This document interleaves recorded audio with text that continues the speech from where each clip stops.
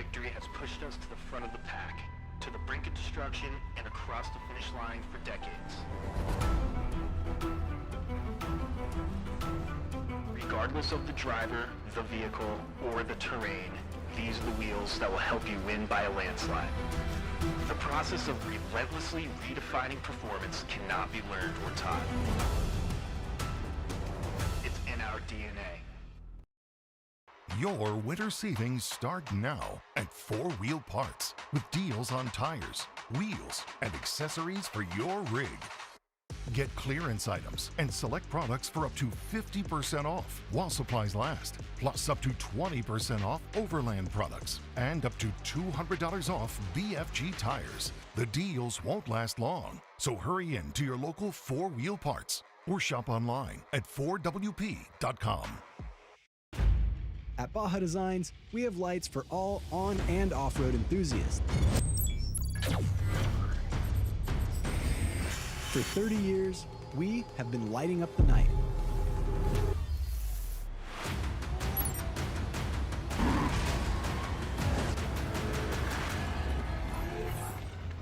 We are Baja Designs, the scientists of lighting.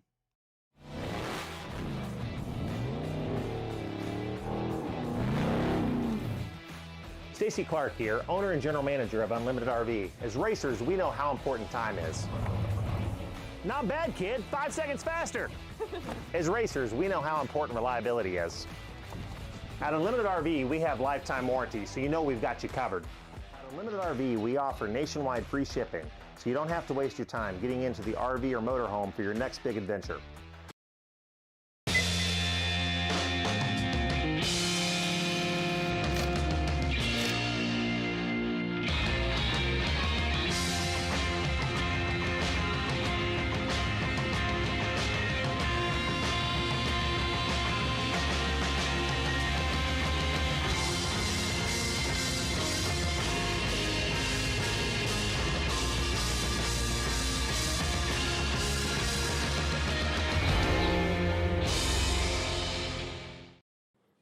All right, welcome back, everybody. We are here once again with your next Fishgistics update here today on the Score Baja 1000.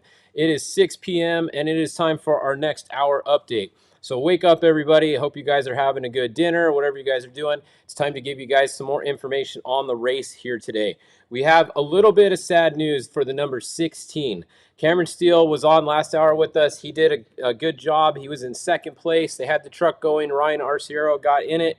And then this happened. He got right over here, and the number 16 went to 0 miles an hour. It sounds like they had a transmission issue, was the guess first off the bat when they first heard on the radio. But the number 16 has come to a stop. So major bummer for Ryan Arciero and Cameron Steele in the number 16. But they have come to a stop with what sounds like a transmission issue. What that means is, don't mind the number 10 right here. They're on the highway, so they're just on a trailer. The number 10 is out of the race. They've been out of the race all day. The number 23 truck, Dan McMillan, currently being driven by Josh Daniel, is in the lead. They are first on course. However, the number 83 is making up some time. This is Luke McMillan in the truck now, and Luke just got in at mile 390, so he's only been in the car for about 60 miles. He's pretty fresh. In the 23, we had Josh Daniel get in the 23 a little earlier. He got in at mile 160, and he's going over to 480. So he's almost done with his section. He's only got to go about 25 more miles. And then Dan McMillan is going to get back in the number 23, and Dan is going to take that thing across Mike's, up the coast, and to the finish. So we're going to have another driver change coming up in the 23. Dan is fresh. He got out at 160. I'm sure he had a snack. He got some drinks. He got hydrated. He's ready to go. He's going to be waiting right up here somewhere along this highway section. When they get to the pit, he's going to get back in, and then the 23 is going to take off with Dan in it. So it's literally going to be Dan McMillan versus his brother, Luke McMillan, going 1-2 here at the Baja 1000. That is pretty freaking cool for the McMillans. And Dan and Luke, your brothers, they're literally racing each other for the win right here. And there's nobody else even close behind them right now because, remember, the 10 is out of the race. They're on the highway. And the 16, unfortunately, is down at 0 miles an hour, and I don't think they're going to get fixed anytime soon unless it was something weird that they're able to fix by themselves. But usually something with the transmission, it's usually you're done and you have to change the transmission. We'll see. Maybe it was something else and they can figure it out. But behind them, if we scroll back, we have a couple more cars down here. So we have Larry Rossler and Tim Herbst. So Tim Herbst is actually caught up. Tim Herbst is caught up a little bit to Larry Rossler, but Larry Rossler hasn't updated for 10 minutes, so that's not really a good tracker. So always make sure you're looking at on the tracker when the last time it updated. So it looks like he caught up, but he hasn't because the tracker hasn't updated for 11 minutes. So keep that in mind. So that means that the 43 is probably going to be in third place once they get by the 16, since the 16 stopped. So Larry Rossler, driving solo, Mr. Baja, is going to be in a podium position headed to the second half of the Baja 1000. That's pretty exciting. If you're Larry, you're pretty stoked on your position right now. Right behind him is going to be another classic, the Herbst. They've been around forever, racing this class forever. Tim Herbst in the 19. He is currently driving to mile 480, and then he's going to get out, which is right over here. Pretty much everybody's pitting right here because once you go by here, it's too hard to try to get over to the Pacific side to change. So this is your last good spot to change, is right before you turn off for Mike's. So the 19 is going to stop right there. Herbst is going to get out. Pat Dean, super fast driver, he's going to get in and take the wheel to the finish. So anything can happen. This is anybody's race still right now, but it is pretty cool to see brother versus brother, Dan McMillan versus Luke McMillan. Right now it's Josh Daniel, but Dan's going to be getting in soon. So exciting action in the front. Back a little ways back, we got Mikey Lawrence here and Dave Taylor. Dave Taylor having a really good run. This is Dave Taylor, and then Ryan Pullman's gonna jump in and drive with him. Ryan Pullman is going to get in at mile 450, so right up there on the top at the highway. He's going to get in. Bryce Menzies, if you're just joining us, Bryce Menzies was leading most of the race, going back and forth with the 83 all day. They had a transmission that got stuck in third gear, so he wasn't able to shift. All they had was third gear in the transmission. They actually decided to stop while leading the race right over here at this corner, and they had to change the transmission. It actually took them close to an hour to change the transmission, but they did it. Andy McMillan got in the truck, and Andy McMillan is in the number 7 now. So, like I said, anything can happen. You know, they're looking not so hot right now in 8th place or 9th place, whatever this is. We got a long way to go. You know, honestly, Andy McMillan's going to catch the 26 and the 85. No disrespect to them, but Andy McMillan's one of the fastest drivers out there. He's got a brand new transmission. If that truck is running correctly, he will catch these two guys, and then he's just going to have to work his way back up and see if he can catch up to these guys up here. Anything can happen. We'll see. It's Baja. You got to beat Baja before you're beating your competitors.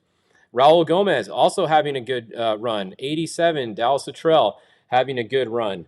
That is actually Billy Gorky is going to be in that car. He's driving to 630. Dallas Luttrell drove to 395, so Dallas is in there. Billy Gorky's going to get in next. He's going to take it over to 630, and then Larry Ragland is going to get in that car and do from 630 to the finish. So that is what's going on in that car. The 34. Oh, we got a good story for you guys on the 34. So Brock Dickerson coming through this wash section here. Most of these trucks have 2 spare tires, right? Well, Brock Dickerson got 2 flat tires in this section, so he was out of spares, and then he got a 3rd flat. So he had no tires. He had a flat on the truck and no spares. He had 2 flat spares. He had to sit and wait right down here at the corner for a chase crew to be able to come all the way back in down the back section here and bring him a tire, so that he had some tires. So it looks like they were able to get to him. 2 minutes ago, he was moving a little bit at least. So hopefully Brock Dickerson has some tires on that truck, because you're not going to go anywhere with flat tires, and you definitely cannot get through this wash section up here with a flat tire. You have no chance in hell getting through there. So you need good tires. I don't know how many tires they were able to bring him. Were they able to bring him 1, 2? I don't know how many. I don't know if he has a spare. Did they just bring him 1? I don't know. So keep an eye on the 34. Interesting situation developing with the 34 there. 25, Cody Swansea. The other, Bobby Picoy, 0 miles an hour. Not looking like a good day for the Desert Assassins. A big bummer for them, but the number 14 is at 0 miles an hour. Jonathan Brenthal and Gary Magnus coming along, and Dan Myers coming along. So that's a good rundown of the trophy truck class. Let's go look at some of the other classes for you guys. Let's see. The number 70 is out. The Concrete Motorsports truck, they've been out since earlier today, if you guys were looking for them. They've been down. Oh, one other note on this. Mike Walser and Jax Redline, they are also out of the race. They had an axle literally come out the side of the hub in the back, and then they lost the torque converter. So they're out. They're not going to change it. They're out of the race. according to Shane Redline, they're out of the race. So number 89 is going on a trailer. So bummer for the number 89. They're out of the race. Let's go look at some of the other classes. Like I said, we can pull up Class 1, which will also pull up Class 10 at the same time. And let's see. Let's go find the first Class 1 car. It's the same thing we've been showing you guys every hour. Kyle Quinn in the 138 Wilson Motorsports car has been leading all day. Still out front. Still leading. So good job, Kyle Quinn. He's got a massive lead over the 121 Damon Jeffries, who's actually had more of a battle with the Class 10 cars right here than any Class 1 cars. The 1022 was right on him earlier, so he got back around the 1022 now. Damon Jeffries is second place. 1022, first place in Class 10, followed by Bruce Yee in the 1014. 1087, this is actually a really good race here. Look at all this. Look at how close these cars are. You got the 1087, the 1062, and the 1011 all right on each other going through this wash right here. So that's anyone's race still in Class 10. I mean, you have 5 cars, really 6 cars within about 5 miles of each other here. That's really good racing going on in Class 10. So we'll keep an eye on that throughout the night. These guys are going to be going all night too. None of these guys are finishing until the sun comes up tomorrow morning. So I hope you guys are ready for a long one. We will be here all night keeping you guys posted. Let's go back and look at the 16 cars while we have this up.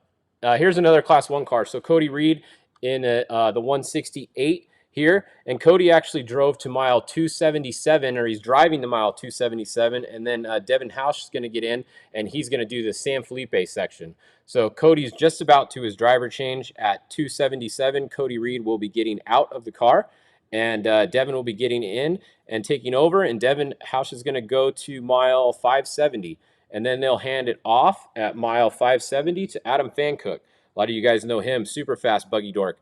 So he's going to bring the 168 home later in the day, or up in the morning, I should say. Sometime tomorrow. We'll see. These guys are going to be done tomorrow. 1626, Martin, he's been out front the last couple times I updated. So he's still out front in the 16 car. And this is the battle for second, third, fourth, fifth in the 16 cars is really close. 1622, 1631, 1666, 1616 is right on him. You can't even see him on the tracker. And then another one, the 1655. So second, third, fourth, fifth, and sixth, all battling it out. Not too far behind the first place car, but he does have a little bit of a lead right now. He's feeling pretty good if you're that car. However, we got to remember this doesn't go off physical position. This all goes off time. So we'll have to look. Once these guys get closer to the finish line, we'll start looking at their times to see who's actually where. It doesn't do me much good to tell you who's winning right now when they're at mile 250 on corrected time, because it literally means nothing. They have 600 miles to go just about. So we'll check in on the times later in the morning if you guys are still awake with us here. So that's a good look at those classes. Let's go look at, let's see some classes that I haven't really looked at yet. I'm going to try to, let's see, class 10, class 7. Okay, we haven't looked at class 7 much today. Let's pull up 7. So here we go. We got way down here, huge, massive lead.